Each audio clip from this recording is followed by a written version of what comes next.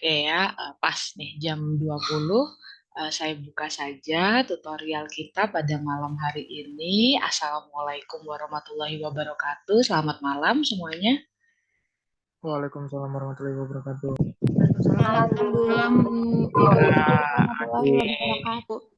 Oke, ini sengaja ya saya akan melakukan tutorial ini saya gabung karena rasanya kalau misalnya saya pisah-pisah lagi itu saya nggak tahu waktunya mau kapan ya. Jadi emang sengaja saya eh, berikan waktu malam Kamis, malam Jumat, malam Sabtu ya kita untuk kejar tayang tutorial ya. Nah, tetapi misalkan kamu berhalangan hadir itu nanti bisa kok video tutorial kita, recordingnya itu akan saya uploadkan ke YouTube. Jadi silahkan kalian nanti bisa tonton gitu ya, bisa berulang-ulang kamu tonton di situ. Oke, hari ini kita akan coba membahas tutorial kita adalah tentang hubungan energi dalam reaksi kimia. Ini sebenarnya sebagian besar saya ambil dari slide dari PPT kelas besar ya, Nak ya.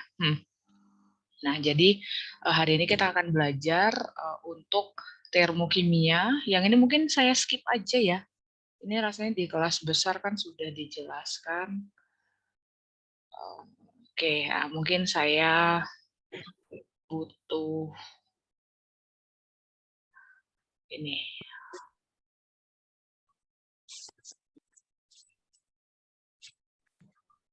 Butuh tempat kosong. Nah, oke, jadi kalau kita misalnya akan membahas pada bab termokimia ini, Nak, artinya kita nanti akan coba melihat bagaimana sih hubungan antara suatu reaksi kimia itu dengan berapa banyak kalor yang menyertai reaksi tersebut, gitu ya. Nah, tetapi kamu jangan melupakan kalau kita membahas tentang termokimia, gitu ya, itu pasti nanti kita akan ketemu dengan istilah ada yang kita sebut sebagai sistem, gitu ya, ada yang kita sebut sebagai lingkungan.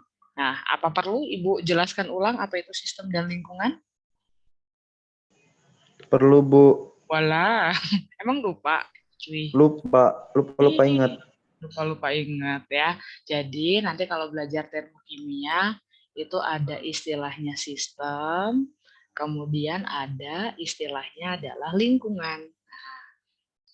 Nah, kamu ingat-ingat aja, kalau kamu menyebut sistem, berarti itu yang segala sesuatu yang sedang kamu amati, gitu ya. Itu atau pusat pengamatan, ya. Oke. Nah, sementara kalau yang dimaksud dengan lingkungan itu berarti segala sesuatu di luar sistem, gitu ya, atau di sekitar sistem.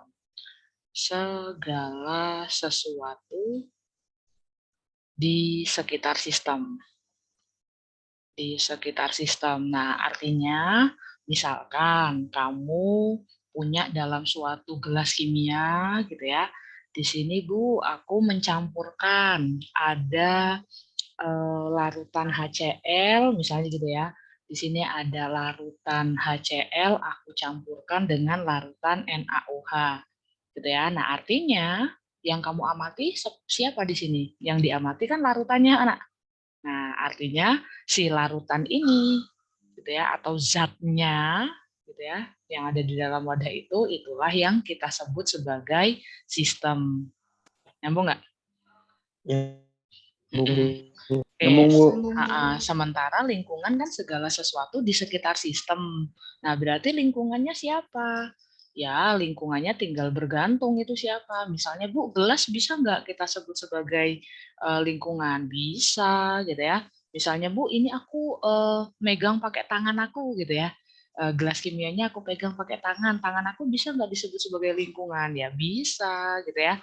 Terus misalnya, Bu, ini misalnya ada pengaduknya atau misalnya ada udara di luar, boleh nggak kita sebut lingkungan? Ya bisa, gitu ya. Nah artinya kalau kita,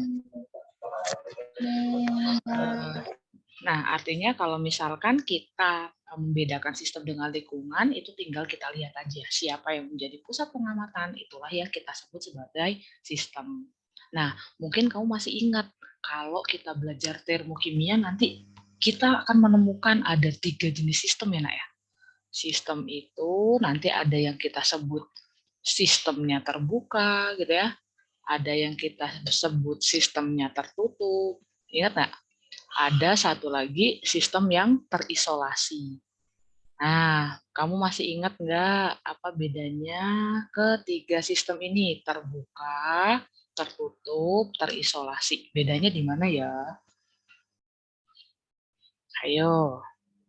Misalkan lah kalau sistem terbuka ya kamu boleh misalnya apa? Kamu punya misalnya zat yang kamu amati itu apa? Ibu biasanya ngasih contohnya teh panas ya. Misalnya ada teh panas kan ada uapnya ya. Wah, ini anggap aja ini uapnya. Nah, teh panas kamu masukkan ke dalam gelas yang terbuka. Coba dilihat. Gasnya bisa pindah nggak? Bisa, Bu. Bisa. Oke. Bisa, Bu. Kemudian teh yang awalnya panas kalau kamu letakkan di dalam gelas yang terbuka, lama-lama kalornya berubah nggak? Berubah. Iya, jadi dingin. Kalornya kemana? Apakah kalornya hilang?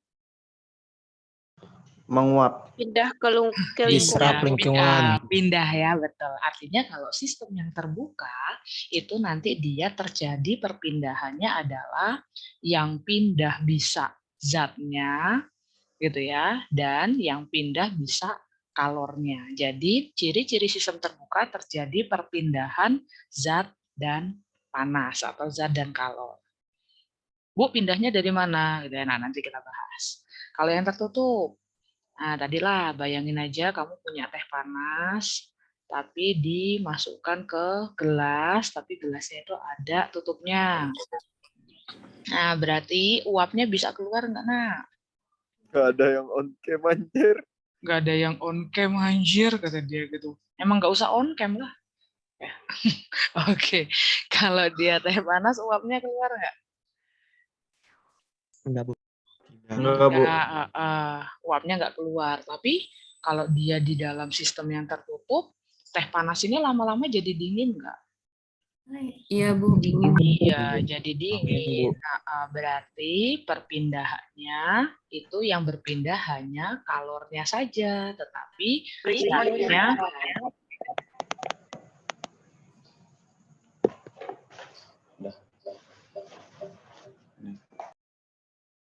ya, oke. Tadi aku ke distrak ini ya. Yang pindah hanya kalornya saja, tetapi zatnya dia tidak berpindah. Nah, sekarang kalau yang terisolasi, contohnya apa? Contohnya termos ya, Nak ya. Jadi, teh panas kamu dimasukkan ke dalam termos yang tertutup. Ya, aku selalu gagal untuk menggambarkan termos, tapi aku tuliskan di sini termos, ya.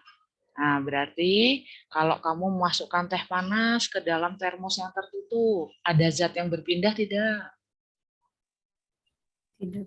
Tidak. Oke. Kemudian ada kalor yang berpindah enggak? Tidak, Bu. Enggak ada juga. Berarti pada sistem yang terisolasi itu dia tidak terjadi perpindahan ya. Tidak terjadi perpindahan zat maupun perpindahan kalor. Aku kalau jelasinnya kayak gini bikin kamu ngantuk nggak? Enggak, Bu. Enggak, Bu. Iya, soalnya kadang ada yang bilang apa kata mahasiswa itu suaraku enak dibawa tidur katanya. Ya, jadi semoga aku kayak nggak dongengin kalian ya. Nanti kamu bangun-bangun tiba-tiba udah selesai tutornya. Oke. Ya, udah ya, di sini ya itu bedanya sistem terbuka, tertutup, dan terisolasi. Nah, tadi kalau kita lihat, Bu, ternyata kalornya itu ada yang bisa berpindah loh, Bu. Nah, tadi ada yang nyebut juga, oh itu pindahnya dari sistem ke lingkungan, atau ada yang pindah dari lingkungan ke sistem. Nah, karena adanya perpindahan kalor itu, makanya nanti kita bisa meninjau jenis reaksi yang akan kita temukan dalam termokimia itu nanti ada dua, Nak. Ya, jadi kalau kita lihat berdasarkan perpindahan kalornya, nanti kita akan ketemu dengan reaksi yang sifatnya apa? Ada yang sifatnya endoterm, satu lagi reaksi yang bersifat eksoterm. Nah, ini biasanya udah pada jago nih, karena dulu zaman SMA belajar ya, endoterm, eksoterm. biasanya kita bisa membedakan endo sama ekso dilihat berdasarkan perubahan entalpi ya, Nak ya. Nah, perubahan entalpi itu adalah delta H-nya. Perubahan entalpi itu kita lambangkan dengan simbol delta H. Nah, kalau yang endoterm ciri-cirinya perubahan entalpinya positif apa negatif? Positif, Bu. Betul sekali. Kalau endoterm itu perubahan entalpinya positif, sementara kalau eksoterm perubahan entalpinya adalah negatif. Oh iya, ini Ibu langsung apa ya? Untuk konsep-konsep ininya mungkin agak beda ya. Kalau di kelas besar kan mungkin ada beberapa konsep dasar yang dijelaskan. Ini mungkin Ibu langsung ambil inti-intinya saja dari termokimia, gitu ya. Nah, Bu, kalau misalnya reaksinya adalah reaksi endoterm, kalau reaksinya adalah reaksi endoterm, berarti perpindahan kalornya itu dari mana ke mana ya? Nah, kamu kan ingat ya, tadi ada istilah sistem, ada istilah lingkungan. Oke, berarti yang jadi pusat pengamatan siapa, Nakku? Sistem, Bu. Sistem. Oke, nah reaksi endoterm itu sering kita sebut adalah ketika sistemnya menyerap panas. Nah, sistemnya menyerap panas. Nah, berarti agak geli ya aku dengar suaraku sendiri tadi. Oke, kalau sistemnya menyerap panas, berarti perpindahan panasnya dari mana ke mana? Sistem ke lingkungan. Dari sistem ke lingkungan. Sistem menyerap panas. Lingkungan ke sistem. Lingkungan ke sistem, Bu. Lingkungan ke sistem, Bu. Oh, udah ngantuk ini ya. Kan lingkungan ke sistem, kan sistemnya yang nyerap. Ya nggak sih? Setuju? Setuju. Ya, Setuju. ini agak meleng dikit tadi ya. Ya, jadi kalau reaksi endoterm, ingat-ingat ya. Jadi kalornya itu pindah dari lingkungan gitu ya menuju ke sistem, dari lingkungan menuju ke sistem seperti itu. Oke ya. Nah, sekarang kalau kita perhatikan diagram energinya ya. Jadi kalau kita mau menuliskan diagram energinya nanti kita ingat sini. Nih, kan kita bisa mencirikan endoterm sama eksoterm itu berdasarkan nilai delta H-nya. Nah, tapi sebenarnya delta H itu kita bisa cari dari apa sih? Nah, mungkin kamu ingat ya, kalau dalam suatu reaksi, itu kan kamu nanti ketemu ada yang namanya reaktan, ada yang namanya produk gitu ya. Ibu ambil contoh misalnya A menjadi B. Nah, misalnya gitu. Berarti yang kita sebut reaktan yang mana? Yang A, Bu. Yang A. Udah mulai oleng. Kalau B itu produk ya. Yang A yang kita sebut reaktan. Yang B yang kita sebut sebagai produk gitu ya. Nah, reaktan itu kan biasanya adalah awal dari sebuah reaksi gitu ya. Sementara produk itu adalah kita temui di akhir reaksi gitu kan. Nah, delta H itu namanya delta. Delta itu kan selisih ya. Nah, biasanya selisih kita akan bisa dapatkan dari apa? Akhir dikurang awal gitu kan ya. Nah, artinya untuk menghitung delta H suatu reaksi itu kita bisa menghitung selisih H-nya produk dikurang H-nya reaktan. Gitu. Ya, diingat-ingat ya. Nah, artinya kalau kita hubungkan dengan diagram energinya, nah, jadi seandainya kamu punya diagram energi untuk reaksi yang endoterm. Oke, berarti kalau reaksi endoterm, delta H-nya positif apa negatif tadi? Positif, Bu. Yes, delta H-nya kan positif ya, Nakku ya. Nih, kamu perhatikan di sini nih. Nih, tak kasih laser point nih, di sini. Biar ini delta H-nya positif. Berarti produknya harus lebih besar apa lebih kecil daripada reaktannya? Lebih besar. Lebih besar, biar delta H-nya positif. Nah, artinya kita tulis di sini. Berarti kan produknya harus lebih besar daripada reaktannya. Nah, kalau ini adalah diagram energi, berarti energinya produk harus lebih besar daripada reaktannya, gitu kan? Nah, berarti kalau contoh reaksinya A ditambah B, misalnya ini punya nilai delta H-nya misalnya ya, positif 100. Nah, ica-icanya gitu. Nah, berarti produknya kita letakkan lebih tinggi daripada reaktan. Produknya tadi B kan. Nah, berarti anggaplah misalnya, oh B-nya tak taruh sini, A-nya tak taruh sini gitu. Jadi biar B-nya lebih tinggi daripada reaktan. Gitu kan. Nah, Bu, arah tanda panahnya gimana? Ingat, tanda panah kan selalu mengarah menuju produk.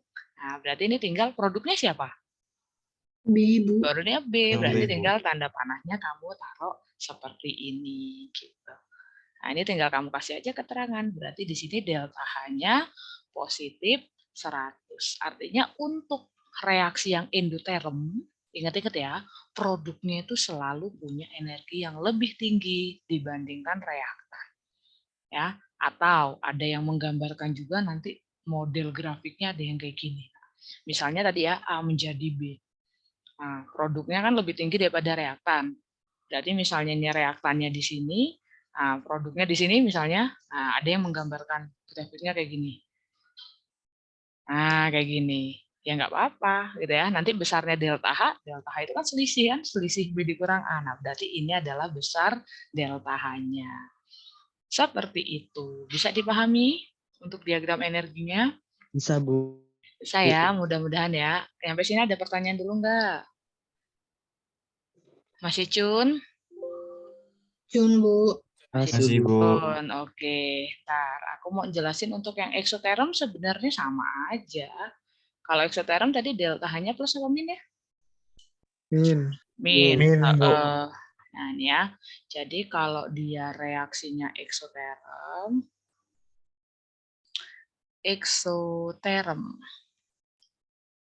Nah, tadi misalnya ada sistem, ada lingkungan. Nah, sesuai dengan namanya, exo. Exo itu berarti sistemnya melepaskan panas, gitu ya. Nah, sistemnya melepas panas. Berarti kalau sistemnya melepas panas, panasnya pindah dari mana ke mana? Dari sistem Dari ke sistem Dari sistem ke lingkungan. lingkungan. ke lingkungan, Bu. Dia melepaskan panas. Gini ya. Ya, nanti ini boleh kamu tulis. Berarti kalornya berpindah dari sistem menuju ke lingkungan. Oke, nah sekarang kalau kita gambarkan diagram energinya, berarti menggambarkan diagram energinya gimana? Tadi kamu ingat, delta H itu kita bisa hitung dari H-nya produk gitu ya, dikurang H-nya reaktan. Jadi seandainya kamu punya reaksi, kalau tadi kan udah A menjadi B ya, ini anggaplah misalnya P menjadi Q. Nah, gitu misalnya. Berarti produknya siapa? Produk. P, Bu. Produk. Oleh Q. Biasa aja ngomong Q-nya ya. Q ya. Ini adalah produk. Betul. Jangan oleng ya. Ini P-nya adalah reaktan. Nah, tadi ingat kalau eksoterm itu kan ciri-cirinya delta H-nya kan negatif ya, Nak ya. Nah, kamu lihat nih di sini, nih rumus delta H, H produk dikurang H reaktan. Berarti biar delta H-nya negatif, produknya harus lebih besar atau lebih kecil daripada reaktan? Kecil, Bu. Kecil. Orang maksud Bu Ayun jelasin kayak gini tuh biar kamu ini ya nggak ngapalin gitu. Oh, ini grafiknya kayak gini. Jadi kalau kamu paham, mau di otak-atik soalnya itu ngerti. Ya. Ini misalnya di sini delta H-nya anggaplah minus 50 misalnya. Berarti kalau kamu bikin grafik, nah tadi kan ya, berarti produknya harus lebih kecil daripada reaktan. Reaktan ya, nah, berarti produknya kalau ini diagram energi, lebih kecil itu berarti lebih bawah kan ya. Nah, berarti anggaplah di sini produknya.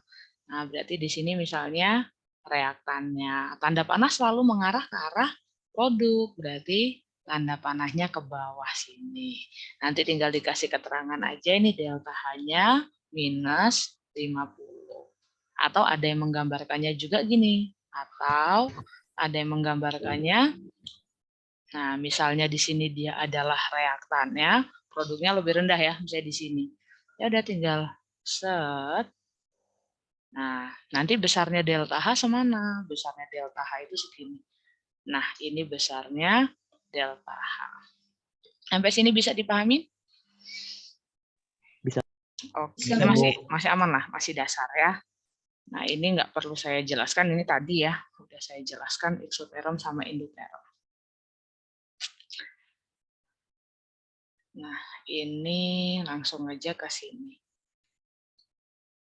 Oke ya, jadi kalau kita mengingat hukum termodinamika yang pertama ya nak ya, kamu ingat-ingat kalau energi tidak bisa diciptakan dan tidak bisa dimusnahkan ya, energi hanya berpindah dari satu bentuk ke bentuk yang lainnya. Seperti itu. Nah, nanti kalau kita ingin menghitung berapakah nilai perubahan energi dari suatu sistem gitu ya.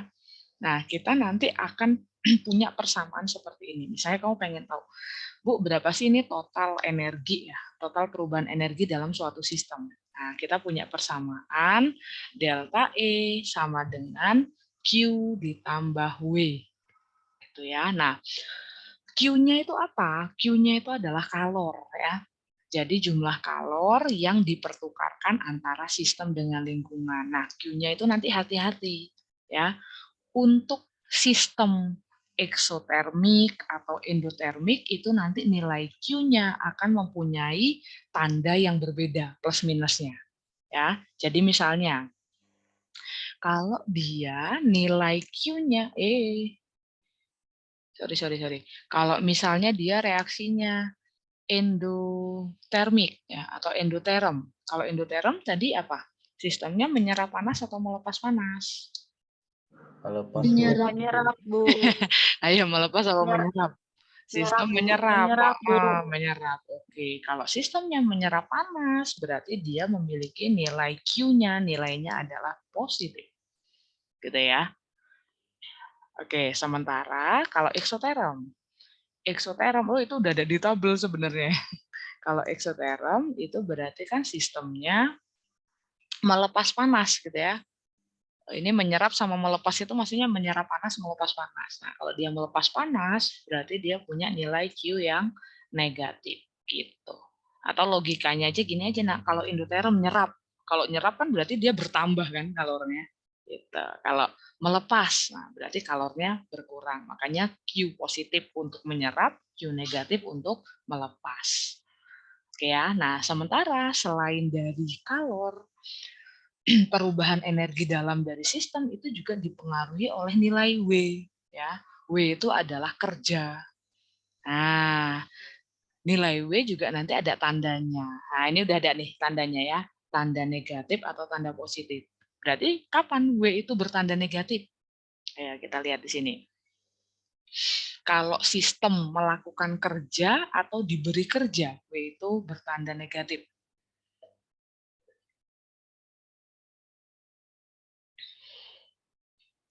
Melakukan kerja atau diberi kerja. Ayo. Cuy. Positif kalau melakukan kalau diberi kerja, Bu.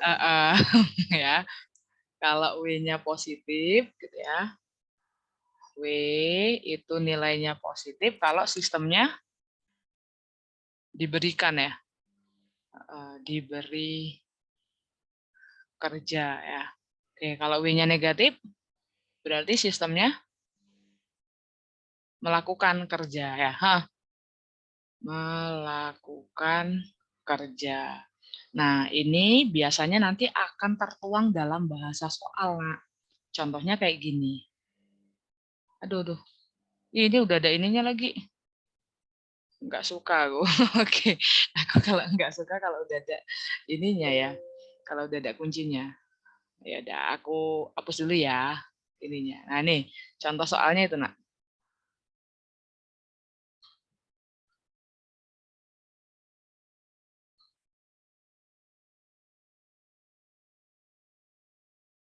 Oke, coba kita lihat soalnya. Suatu sampel gas nitrogen volumenya memuai dari 1,6 liter menjadi 5,4 liter pada suhu yang konstan. Berapakah kerja yang dilakukan dalam satuan joule jika gas memuai. Oke, itu pertanyaan yang A. Pertanyaan yang B,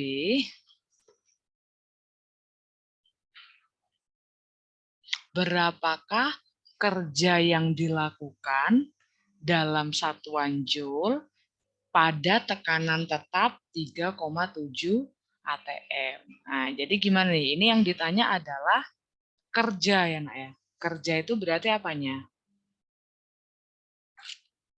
Yang ditanya apanya? Yang ditanya adalah W-nya ya. Yang ditanya adalah nilai W dalam satuan joule. Oke. Itu ya. Oke. Kita lihat dulu informasinya. Oke. Informasinya apa sih di sini, Nak?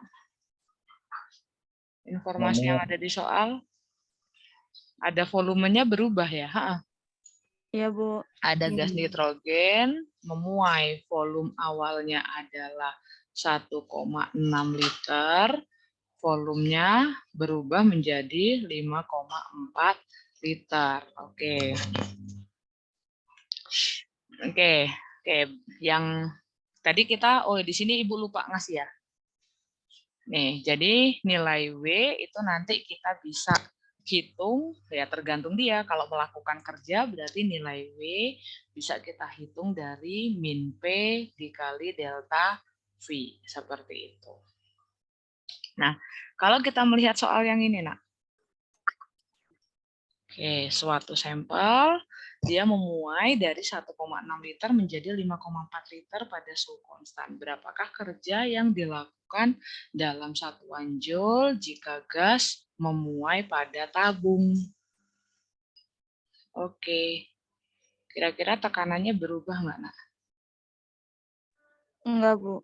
Tekanannya nggak berubah ya. Volumenya berubah nggak?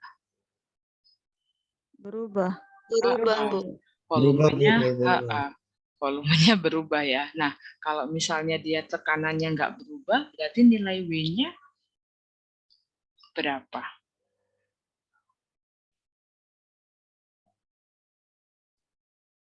Ayo, nyambung nggak?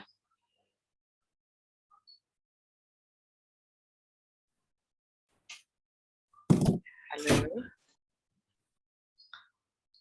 Bu, ini cara nyarinya gimana? Tadi kita kan dapat ya. W sama dengan min P dikali delta V. Gitu kan? Iya, Bu. Nah, coba. Kalau yang A, pertanyaannya adalah berapakah kerja yang dilakukan jika gas memuai? Oke. Yang A yang ditanya adalah W jika gas memuai pada tabung, gitu ya. Pada tabung. Yang B ditanyanya apa? Berapakah nilai W, gitu ya, jika dia memuai dengan tekanan 3,7 atm. Jika memuai dengan P-nya adalah 3,7 atm.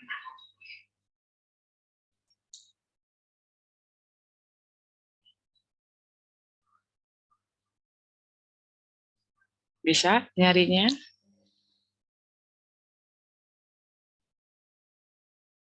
Halo. Yang B bisa, Bu, tapi yang A bingung, Bu. Yang B gimana cara nyarinya? Kan tinggal masuk rumus, Bu. Min 3,7 itu, Bu, dikurang delta V-nya. Delta V-nya kan, Bu, V2 kurang V1 kan, Bu? Berarti? 5,4 dikurang 1,6, Bu. Berarti nilai W-nya? Sebentar, Bu. Belum hitung. 12,95. Min P dikali delta V, gitu ya. Berarti min P-nya tadi Min 3,7. Min 3,7 Dikali 3,8. dikali 3,8. 5,4 dikurang 1,6. Gini ya. Jadi Iya, Bu. berapa nih? Minus 12,95. 0,95 Joule gitu ya. Aku selip nggak nih? Bu. Oke. Nah, sekarang kita lihat ya. Gas memuai pada tabung gitu. Oke, kalau gas memuai kira-kira terjadi perubahan volume enggak? Enggak ada, Bu. Kalau memuai itu, Ada, Bu.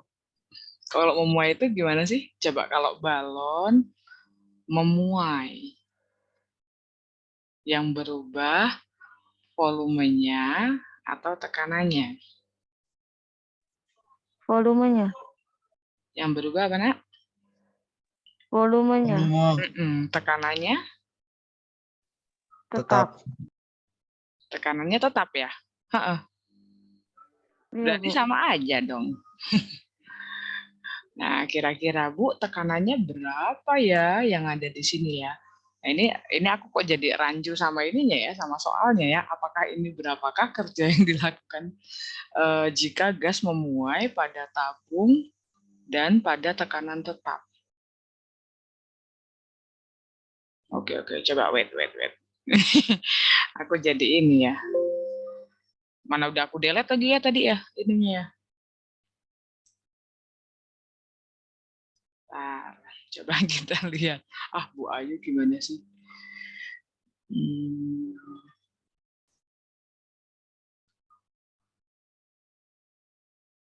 Coba kita lihat tadi mau kuncinya seperti apa.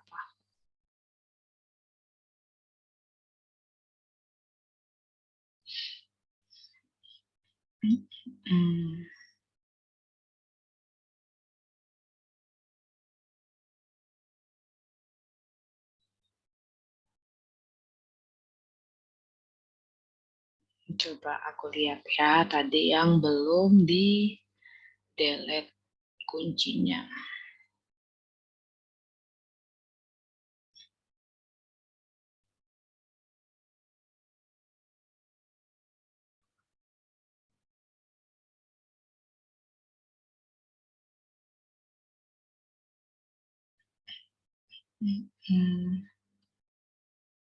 Ini tutorial ya.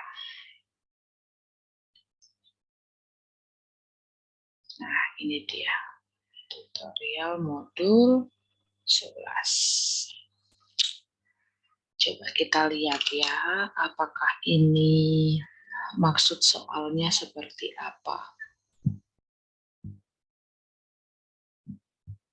Ini kalau tadi.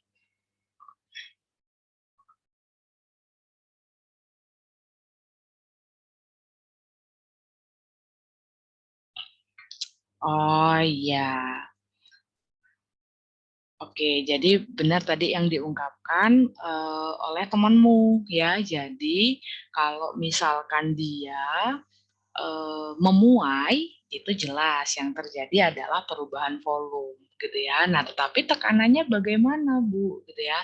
Nah, jadi ketika gas memuai itu hanya terjadi perubahan volume, tetapi tekanannya itu dianggap tidak ada gitu. Ya, jadi kalau pada gas yang memuai itu tekanannya adalah 0 dianggapnya seperti itu. Ya, nah kalau kita lihat di sini berarti W nanti bisa kita cari dari ya, jadi kan nilai W sama dengan min P dikali delta V. Jadi ketika dia memuai itu maka dianggap P-nya adalah 0. Nah, sehingga mau berapapun nilai delta V-nya, pasti nanti kalau kita memasukkan di sini P-nya adalah sama dengan 0 gitu ya. Ini walaupun sini 5,4 dikurang 1,6, maka nilai W-nya adalah tetap 0. Ya, artinya ketika dia gas itu mengalami pemuaian, nggak cuma gas ya, Nah, itu kalau dalam suatu tabung gitu ya. Nah, kita anggap tidak ada nilai P yang mempengaruhinya. Nah, tapi di sini ternyata kita selip Nak ya. Jadi sekian ATM itu dia harus dikonversikan dulu ya. Kalau ATM liter itu nggak bisa kita konversikan ke dalam joule ya Nak. Kita harus konversikan seperti apa? Ada yang tahu faktor konversinya?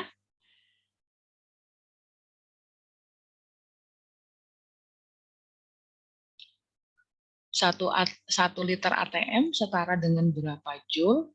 Mungkin ada yang ingat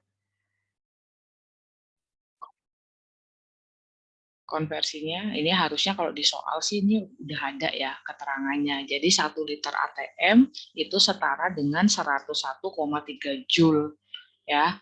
Nih. Jadi ini kita masih dalam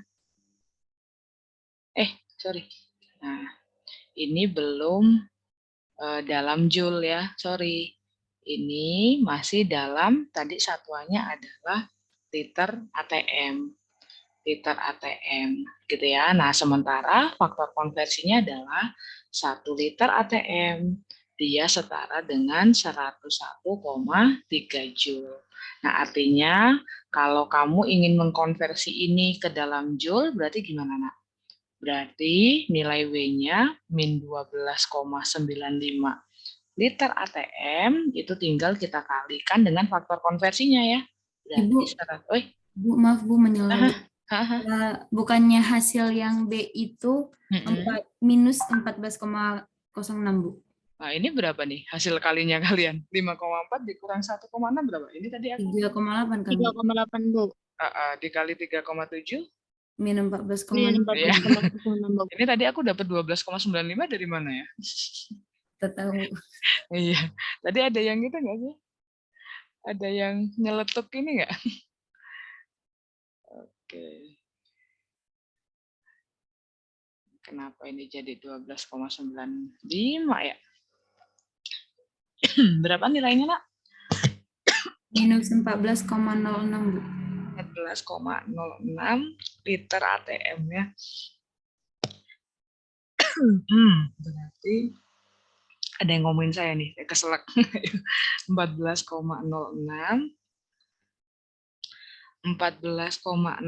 liter ATM dikali 101,3 tadi ya joule per 1 liter ATM gitu kan. Kalau faktor konversi liter ATM-nya curit-curit berarti nilai W-nya berapa? Berapa nilainya? Kaliin aja yuk. Minus 1424. Minus 1424,278. 27 gitu. 8. Oke, joule ya. Oke, nah seperti itu. Ya, mudah-mudahan bisa dipahami nih. Kalau dia memuai tapi dalam tabung tidak ada pengaruh tekanan dari luar, gitu ya, berarti dianggap nilai P-nya adalah 0. Nah, kalau yang ini bisa nggak ya ngitungnya? Coba. Suatu sampel cairan menyerap 13,5 kJ kalor dan melakukan kerja 1,8 kJ ketika menguap. Hitunglah perubahan energi dalam satuan joule. Berarti yang diketahui apa? Nilai Q-nya.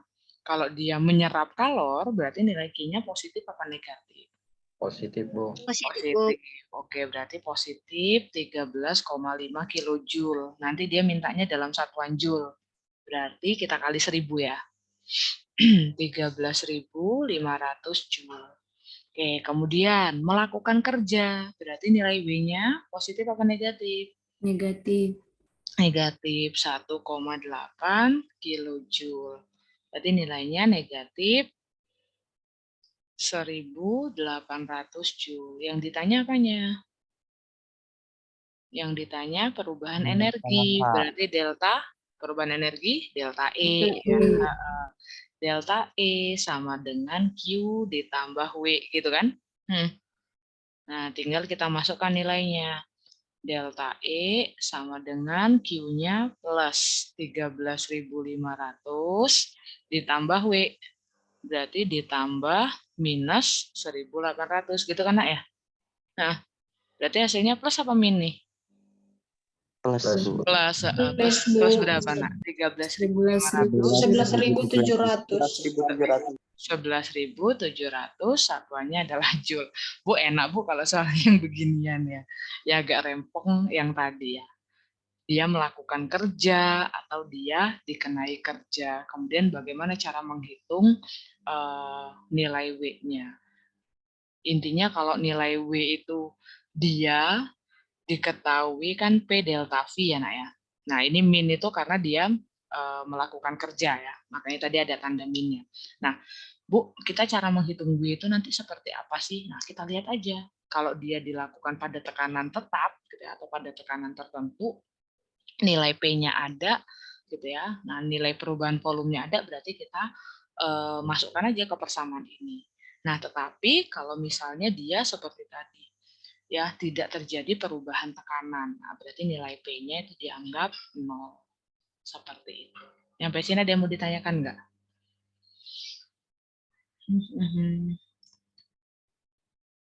Masih kuat atau udah bosen? Masih, Bu. Masih, oke. Nah, kalau dalam suatu reaksi kimia, nanti kita akan mengenal nilai delta H, ya.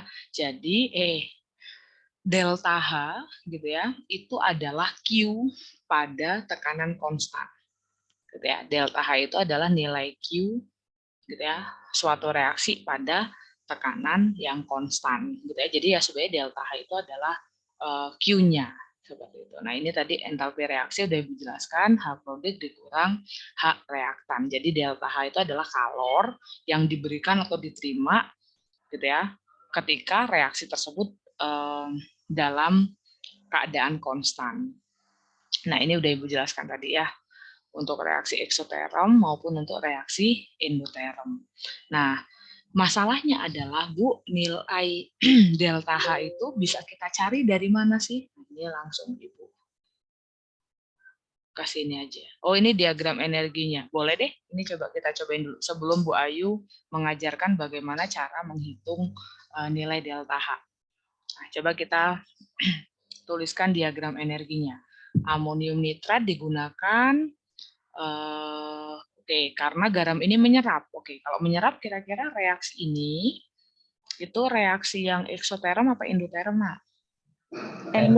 Endoterm. Berarti kalau kita tuliskan NH4NO3 menjadi NH4+ ditambah NO3- ini punya nilai delta H-nya adalah menyerap, berarti plus gitu ya, 25,7 kilojoule per mol. Nah, apakah melarutkan amonium nitrat? Ya, prosesnya endoterm apa eksoterm? Ya udah jelas ya. Ini adalah endoterm. Oke. Sekarang gambarkan diagram entalpinya. Nah, kita harus putuskan dulu mana yang disebut reaktan, mana produknya. Berarti reaktannya mana? Yang ini apa ini? NH4NO3 ya. Ini ya. Ini reaktannya. NH4+ ditambah NO3- ini adalah produknya. Nah, berarti kalau kita mau membuat diagram entalpinya, diagram energinya, kita lihat. Ini kan delta H-nya positif. Nah, kalau delta H-nya positif, berarti nilai H-nya produk itu harus lebih besar atau lebih kecil daripada H reaktan? Besar, Bu. Oke, berarti produknya letaknya di atas ya. Nah, artinya kalau kamu menuliskan produknya sini, NH4+ ditambah NO3-, misalnya gitu ya. Nah, di sini yang kamu tulis NH4, NO3, tanda panahnya seperti ini. Berarti inilah diagram entalpi dari reaksi tersebut. Jangan lupa dikasih keterangannya. delta H sama dengan plus 25,7 kilojoule per mol. Bisa dipahami sampai sini? Diagram mah enak lah ya. Bisa, Bu. Bisa, Bisa, Bu. Bu. Kalau diagram mah enak. Oke.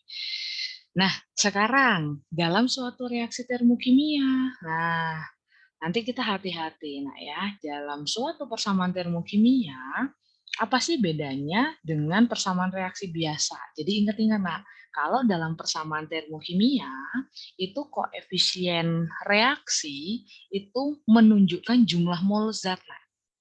Nah, maksudnya gimana, Bu? Kita lihat.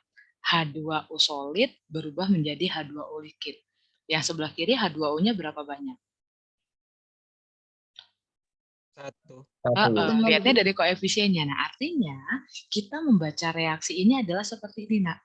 1 mol H2O solid gitu ya, berubah menjadi 1 mol H2O liquid gitu ya. Delta H-nya sekian. Delta H-nya plus apa minus ini? Delta H-nya plus ya. Kalau plus berarti dia menyerap atau melepaskan panas. Menyerap. Berarti dia menyerap 6,01 kilojoule kalor. Gitu kan? Nah, ini untuk yang bereaksi berapa banyak? Untuk 1 mol. Nah, seandainya Bu Ayu nanya gitu ya. Misalnya yang ditanyakan untuk gitu ya, reaksi 0,5 mol gitu ya. H2O solid berubah menjadi 0,5 mol H2O liquid. Kira-kira berapa banyak kalor yang diserap? Pakai logika aja, nak. Tadi kalau 1 mol berapa yang diserap? Kalau 1 mol yang diserap berapa? 6,01. 6,01. Berarti kalau 0,1 mol H2O, berapa yang diserap? 3,005, Bu. Iya, berarti dia akan menyerap 3,005 ya, kilojoule kalor. Nyambung nggak? Jadi tinggal perbandingan menggunakan hukum perbandingan aja ya. Kalau 1 molnya nilainya 6,01. Berarti kalau setengahnya ya tinggal setengah dari itu. Nah, ini juga kan nih, misalnya reaksi di bawah ini, nak. 2H2O menjadi 2H2O solid menjadi 2H2O liquid. Nah, berarti kita lihat di sini, molnya berubah nggak? Enggak, Bu. Pada reaksi ini molnya berapa? 2. 2 mol. Artinya kan ini 2 mol H2O solid gitu kan ya, berubah menjadi 2 mol H2O liquid gitu kan. Nah, berarti secara stoikiometri tadi kalau 1 mol aja menyerap 6,01. Berarti kalau 2 mol menyerapnya sebanyak berapa? Ya 2 kalinya aja ya. 12, Berarti dia akan menyerap kalor sebanyak 12,02 ya. Kilojoule seperti itu. Ya, atau kalau Ibu ringkas ya atau Ibu jelaskan yang lebih gampangnya nanti gini aja, nak. Ya, kalau dalam suatu termokimia diingat-ingat nanti ya. Ibu kasih note misalnya gitu ya. Misalnya kita punya reaksi A menjadi B misalnya ya. Delta H-nya misalnya di sini plus 100 kilojoule. Oke. Berarti yang pertama, jika reaksinya dikali gitu ya. Misalnya dikalikan dengan N misalnya. Berarti kan jadi gini kan? Jadi Na menjadi NB. Nyambung nggak? Berarti delta H-nya juga ikut dikali N. Berarti delta H-nya yang 100 tadi plus 100 tadi ikut dikali dengan N. Nyambung? Mau dia dikali 2, dikali setengah, dikali 100 gitu ya. Nah, nilai delta H-nya juga ikut dikali.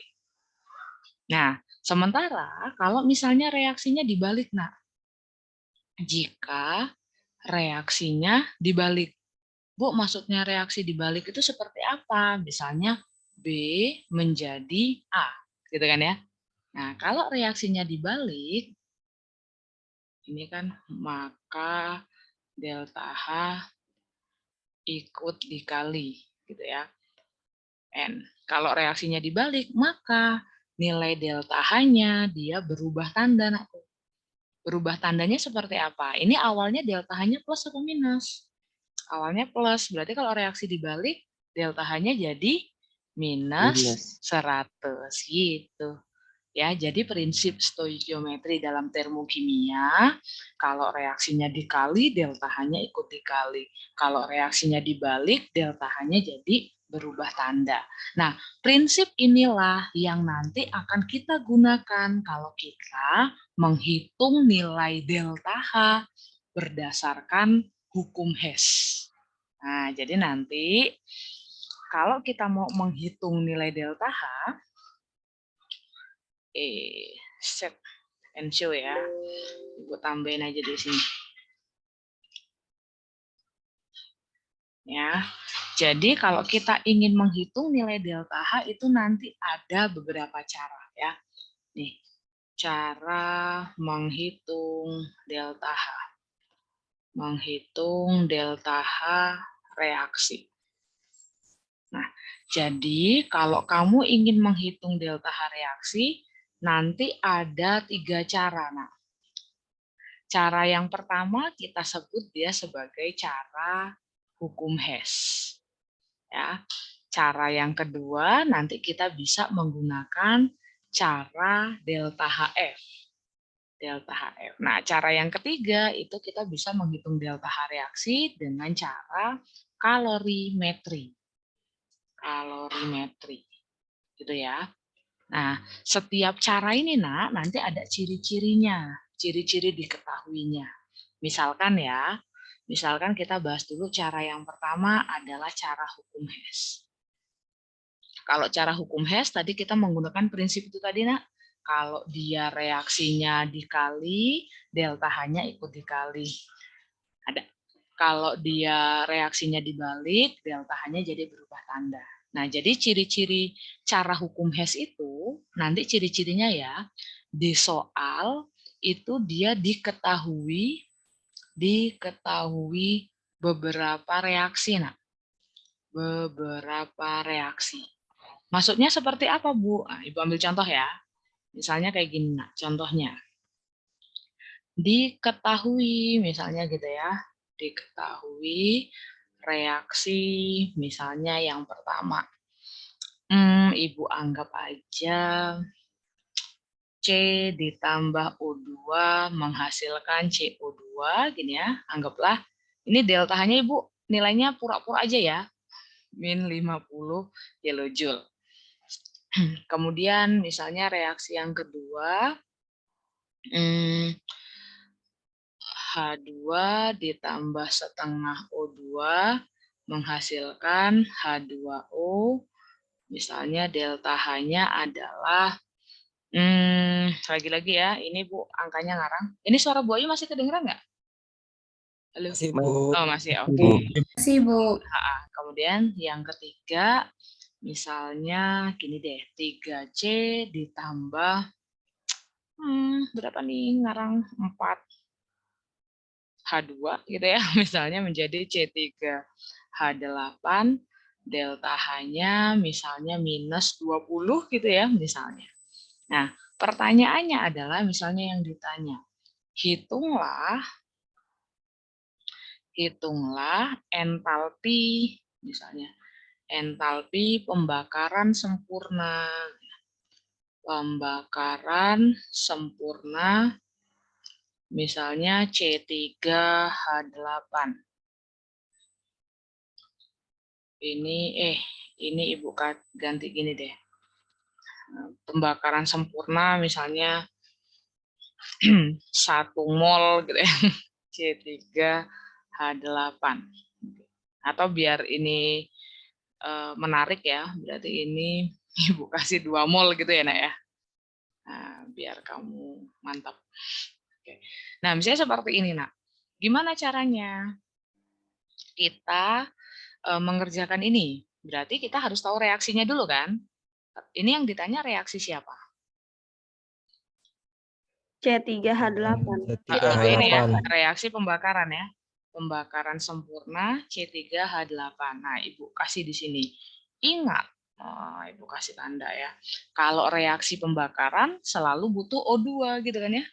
Yang namanya reaksi pembakaran itu selalu ditambah O2 gitu ya. Ditambah O2. Nah, maksudnya gimana sih, Bu? Selalu ditambah O2. Nah, jadi kalau kamu lihat di sini yang dibakar siapa, anakku? C3H8. C3H8. C3H8-nya berapa banyak yang dibakar? 2 mol. 2 mol. Oke, berarti kamu nanti tulis reaksinya gini berarti. Kan mol itu sama aja koefisien, ya kan? Berarti 2 C3H8 kan gitu ya, reaksi pembakaran selalu ditambah O2, berarti ditambah O2, hasilnya apa? Kalau pembakaran sempurna hasilnya apa? Hasilnya selalu CO2 dan CO2 H2O. dan H2O. Tinggal kamu setarakan, anakku. Ya, berarti kita lihat yang sebelah kiri C-nya berapa? 6. 6. Berarti sini pasti 6 CO2. Nyambung nggak? Nyambung? Masih nyambung mudah-mudahan ya. H-nya berapa? H-nya berapa?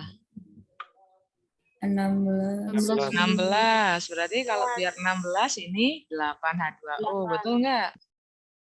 Nah, sekarang tinggal kamu hitung apanya?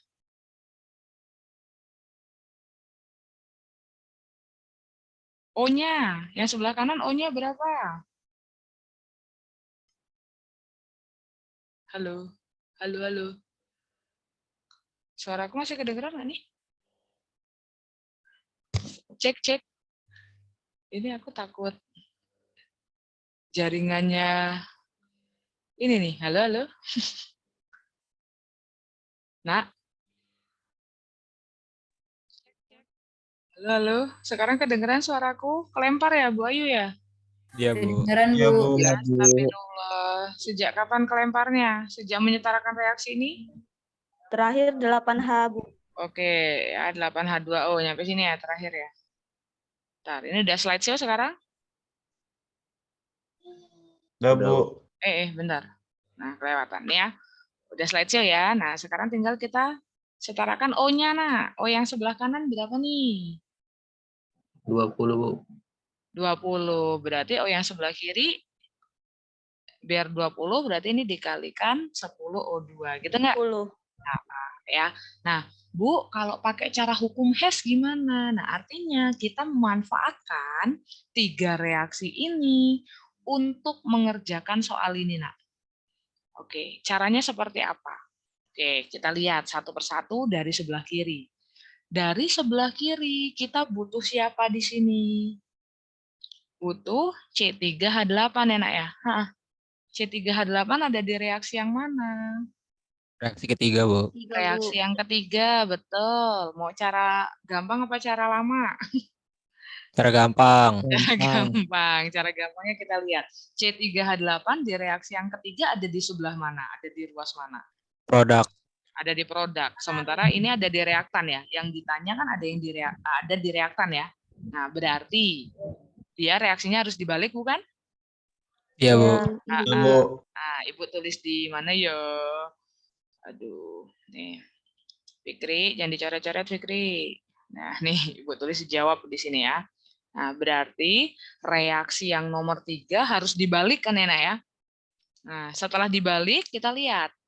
Ya, setelah kita balik, Nakku, koefisiennya udah sama belum? Belum. Belum. Nah, yang ditanyakan koefisiennya berapa?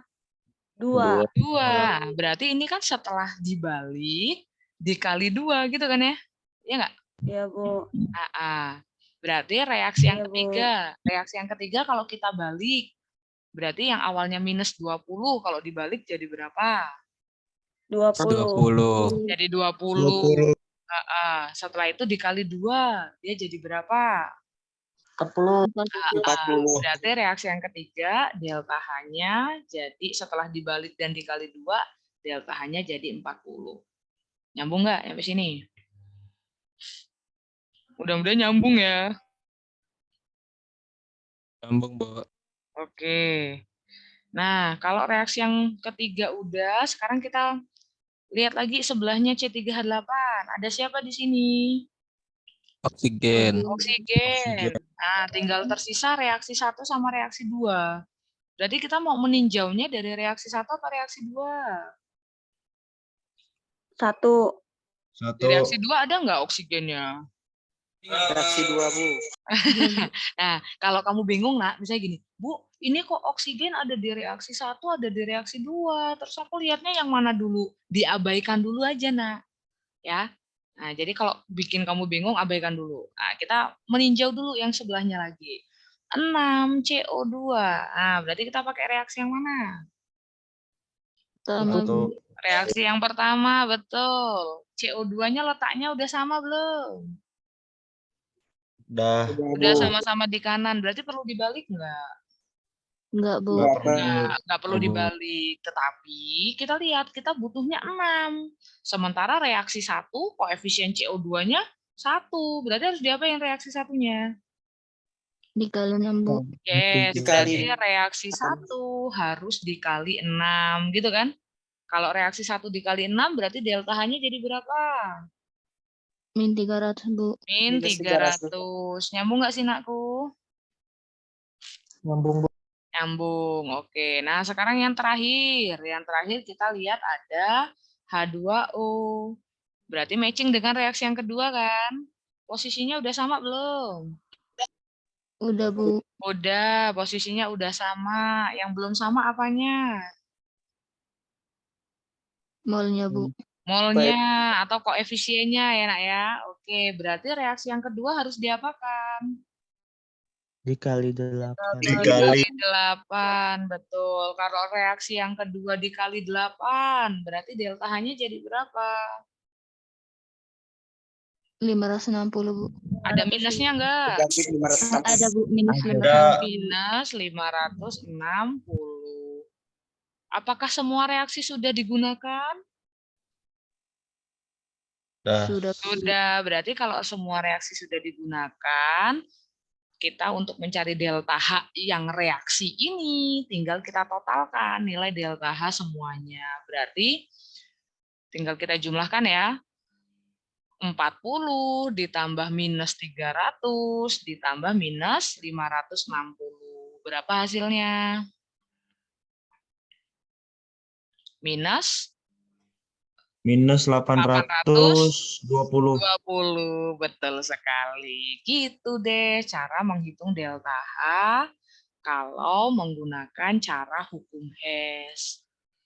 Nyampe sini nyambung nggak ya? Ini aku space-nya kecil banget ya. Kalau nggak nyambung tak kasih ini lagi. Contoh lagi. Mau dikasih contoh lagi? Boleh, Bu. Boleh. Nah, ini coba contohnya. Oke. Gunakan reaksi di bawah ini untuk menentukan delta H ketika 1 mol gas H2 terbentuk dari unsur-unsurnya. Nah, berarti kita harus menerjemahkan reaksi ini dulu, Nak. Nih. 1 mol gas gas HCl terbentuk dari unsur-unsurnya. Oke. 1 mol gas HCl terbentuk dari unsur-unsurnya. Berarti HCl-nya sebagai reaktan apa produk? Produk. Reaktan, Bu. Reaktan, Bu. Ini kok jadi reaktan kan gara-gara ada yang ini ya. Tadi aku mau nulisin reaksi. Coba ya. 1 mol HCl terbentuk dari. Coba. Kayak gini. Kayak gini ya. Nah, misalnya kayak gini. Empek-empek terbentuk dari gitu. Tepung ditambah telur gitu ya, ditambah sagu. Berarti empek-empeknya sebagai apa? Sebagai produk ya. Berarti kalau 1 mol gas HCl terbentuk dari unsur-unsurnya. Berarti HCl-nya dijadikan sebagai produk. 1 mol berarti koefisiennya 1. Nah, sekarang unsur-unsurnya. Berarti unsur-unsurnya HCl ada siapa aja? H dan Cl, Bu. Ada H sama Cl. Gitu kan ya, Nak ya? Nah, tetapi diingat nih, note ada beberapa unsur yang di alam ini dia ditemukan dalam keadaan diatomik. Nah, ini harus diingat-ingat ya. Unsur-unsur diatomik itu contohnya apa? H, jadi dalam bentuk H2, O2, N2, F2, Cl2, Br2, I2 gitu ya. Itu yang dia ditemukan dalam bentuk diatomik. Berarti ini H-nya harus 2, Cl-nya harus 2 gitu kan. Tinggal kita setarakan. Berarti ini dikali setengah, sini dikali setengah. Sampai sini bisa dipahami nggak ya? Aman, Bu. Aman, oke. Nah, reaksi ini kita diminta untuk menentukan delta H-nya. Nah, dengan bantuan ini anggap aja ada reaksi 1, ada reaksi 2, ada reaksi 3. Oke, kira-kira gimana caranya kita mengotak-ngatik gitu ya, reaksi yang di atas 1, 2, 3 ini untuk menghasilkan reaksi seperti ini. Gimana ayo kira-kira caranya? Kita butuh siapa dulu di sebelah kiri? H2. H2. H2 ada di reaksi yang mana? Reaksi pertama dengan reaksi kedua. Oke, berarti kita abaikan dulu aja ya. Iya. Abaikan dulu, karena kita bingung mau pakai yang mana. Oke, setelah itu kita butuh siapa lagi di sini? Cl2. Cl2. Cl2 adanya di mana? Reaksi kedua. Reaksi yang kedua. Oke. Posisinya udah matching belum? Udah, Bu. Sudah, Bu. Sama-sama di sebelah kiri tanda panah ya. Nah, tetapi yang beda apanya? Koefisien. Koefisien. Nah, berarti reaksi yang kedua harus diapakan? Kali setengah. Dikali setengah. Dikali setengah, betul. Kalau dikali setengah, reaksinya kan jadi gini ya. Tadi karena nggak ada tempat aja nih. Ini ada tempat ya. Jadi setengah N2 ditambah 2H2 gitu nggak sih, Nak? Ditambah setengah Cl2 menjadi NH4Cl. Berarti delta H-nya kalau dikali setengah berapa tuh? Minus 628,8 314,4 ya, kilojoule. Oke, sekarang kita butuh siapa lagi? HCl. HCl ada di reaksi yang mana? Reaksi ketiga. Reaksi yang ketiga. Oke, posisi HCl-nya udah matching belum? Belum. Berarti reaksi yang ketiga harus diapakan? Dibalik, Bu. Dibalik. Reaksi yang ketiga harus dibalik. Jumlahnya HCl udah sama belum? Udah ya? Berarti tinggal dibalik aja, Nak ya. Kalau dibalik, dia kan jadinya gini ya. NH4Cl, nyambung nggak? Menjadi NH3 ditambah HCl. Gitu nggak sih? Berarti delta H-nya adalah kalau dibalik plus 176,2 kilojoule. Bu, ini udah ada reaksi 2 sama reaksi 3, Bu. Tapi reaksi 1 kita gunakan untuk apa? Untuk apa kira-kira, Nakku? Nah, ini kita coret-coret dulu. Nah, kita coret-coret dulu yang kiri dan kanannya sama. NH4Cl kan curit-curit, ya nggak sih, Nak? Nah, kita kan cuma butuh ini ya. Kita cuma butuh setengah Cl2 dan kita cuma butuh HCl. Berarti kita mau nyoret NH3 ini ya. Nah, nyambung nggak? Nyambung nggak? Nyambung, Bu. Kita mau nyoret NH3. Berarti kalau kita hanya bisa menggunakan reaksi 1, berarti kan ini reaksi 1 NH3-nya di kanan. Berarti harus kita balik dong, benar nggak? Reaksi 1 harus dibalik. Oke, setelah dibalik, kalau dibalik kan ini masih ada 2 NH3. Padahal yang mau kita coret 1 NH3. Berarti reaksi 1 setelah dibalik harus dikali setengah. Nyambung nggak? Nyambung, Bu. Nyambung, Bu. Berarti setelah dibalik dikali setengah, jadi kan gini kan? NH3 menjadi, ini kalau dikali setengah berarti jadinya piye? 5,9, Bu. Oh, ini dulu reaksinya dulu. Berarti 1/2 N2. setengah N2 ditambah 3/2 H2. Gitu nggak sih? Ya, Bu. Berarti delta H-nya kalau dibalik jadinya 91,8 gitu kan ya. Nah, tapi kalau dikali setengah, berarti kali setengah lagi. Jadinya berapa, Nakku? Tadi ada yang nyebutin tuh, berapa tuh? 4. 45,9 Bu. Berapa? 45,9 Bu. 45,9 kilojoule. Ya udah, kita gabungkan. Ini mah cara lamanya. Kalau cara cepatnya tadi aja. Tinggal kalau dikali setengah, delta H-nya berapa. Ini Ibu mau nunjukin reaksinya nih. NH3-nya kan coret-coret. Setengah N2-nya kan coret-coret. H2-nya nih, Nak. Ini punya 2H2. Ini punya 3/2H2. 3/2 itu kan sama aja 1,5 nggak sih? Iya, Bu. Berarti ini kalau dicoret 1,5, ini kalau dicoret 1,5 sisa berapa? Setengah. Sisa setengah nggak sih? Sisa setengah H2 kan? Nah, berarti nanti reaksi totalnya pasti akan matching gitu. Setengah H2 ditambah setengah Cl2 menghasilkan HCl. Delta H-nya bagaimana, Bu? Kayak tadi, dijumlahin semuanya. Berarti minus 314 ditambah minus 176,2 ditambah 45,9. Berapa nilai delta H-nya? Berapa, ayo? Ada yang punya kalkulator enggak?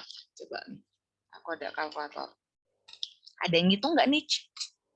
Jangan-jangan udah lewat jam 9 udah pada ngantuk ya. Minus 314,4. Suaraku masih kedengeran nggak sih? Masih. Bu. Oh, ngomong enak ya. Aku nih nanti kelempar kayak tadi. Ditambah 45,9. Ada yang nyari nggak? Hasilnya ini nggak sih, Nak? Minus 92,3. 92,3 kilojoule. Iya nggak? Iya, Bu. Iya, Bu. Beneran. Nah, gitu deh caranya. Nyambung nggak ya cara hukum Hess? Nyambung, Bu. Oke. Ada soal lagi nggak ya yang hukum Hess? Nah, ini ada nih hukum Hess. Monggo. Coba kamu yang kerjain. Hitung delta H untuk persamaan. Nah, udah ada reaksinya. Enak nih. Yang ditanya reaksinya adalah 2NO2 gas ditambah berapa tuh? Setengah ya? Setengah O2 ya? O2, Bu. Setengah O2 gas menghasilkan N2O5 solid ya. Nah, ini enak, reaksinya cuma 2. Gimana jadi, ayo. Kita lihat dari kiri dulu. Dari kiri kita butuh siapa? NO2 Bu. NO2 ada di reaksi yang mana? Kedua Bu. Reaksi yang kedua. Tempatnya udah matching belum? Belum Bu. Belum. Berarti yang reaksi kedua harus diapakan? Dibalik ya? Oke. Dikurang. Kurang. Dibalik, Bu, maksudnya. Dibalik, oke. Udah dibalik. Nah, kalau udah dibalik sekarang yang kita butuhkan koefisiennya berapa nih NO2-nya? 2 Bu. 2. Sementara di reaksi 2. yang kedua NO2-nya ada berapa? 1. 1. Berarti setelah 1. dibalik dia harus dikali 2. Enggak sih? Iya Bu.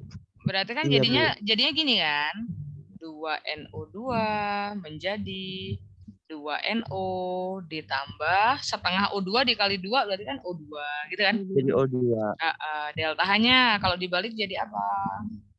Positif Bu. Positif dikali 2 jadi berapa tuh? 114,2 Bu. 114,2. Oke. Terus kita butuh siapa lagi? O2 Bu. O2 ada di mana-mana, kita abaikan dulu aja ya. Iya Bu. Nah, N2O4 ada di reaksi yang mana? Pertama Bu. 1. Perlu diapain reaksi pertama? Dibalik Bu. Dibalik. Setelah dibalik diapain lagi? Udah. Nggak diapa-apain ya, cuma dibalik.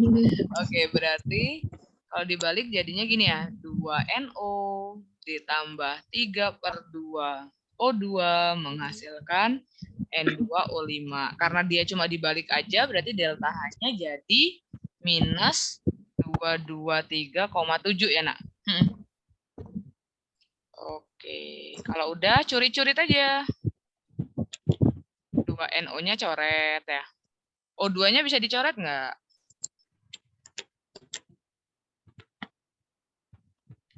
3/2 O2 itu sama aja berapa sih, Nak? 1,5 Bu. 1,5. Yang karena yang ini O2-nya 1, yang ini 1,5. Berarti sama-sama dicoret, sini sisa 1,5 gitu nggak sih? Iya Bu. Wah, oke. Berarti reaksi totalnya adalah 2NO2 ditambah setengah O2 menghasilkan N2O5. Ini sebenarnya nggak usah kamu jabarin reaksinya, nggak apa-apa tau, Nak. Tinggal ini aja, yang penting tahu dibalik, dikali, gitu-gitu. Nah, nanti delta H-nya langsung aja dijumlahkan. Berarti delta H-nya berapa nih? Kok dijumlahkan? Berapa sih? Minus apa plus? Plus ya? Minus Bu. Minus, oh iya minus. Minus berapa?